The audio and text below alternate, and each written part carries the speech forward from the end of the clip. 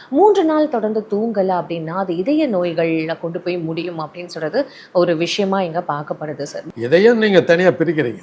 இதயம் மாத்திரம் இல்ல, மூளையிலேருந்து எல்லாமே பாதிக்கும். ஏன்னா சின்ன பசங்க கூட டிப்ரஷன்ற வார்த்தைகள் ரொம்ப சர்வசாதாரணமா யூஸ் பண்ண ஆரம்பிச்சுட்டாங்க சார். தூக்கம் இல்லைன்னாக்கா நீங்க முடியாது. ஆயுசு குறைஞ்சிரும். நீங்க வண்டி ஓட்டிக்கிட்டே இருந்தீங்கன்னா எத்தனை வருஷம் ஓடும் வண்டி? அதனால நீங்க வந்து எசென்சியல் சர்வீசஸ் தவிர மற்றவங்க எல்லாம் ரெஸ்ட் எடுத்து தான் ஆகணும்.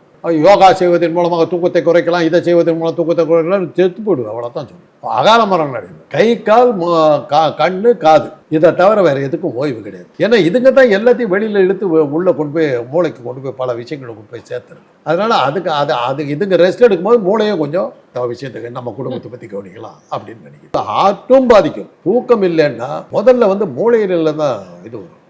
அந்த அடிப்படையில் தான் அந்த காலத்தில் திகம்பர சாமியார்னு ஒரு படம், வடுவூர் ராமசாமி துரைசாமி ஐயங்கார் எழுதின துப்புரிய நாவல். அதில் வந்து என்ன பண்ணுவாங்கன்னா, ஜட்ஜு தான் அதில் வில்லன், நீதிபதி தான் வில்லன். அந்த நீதிபதியை 3 நாள் தூங்க விடாம அடிக்கிறான்.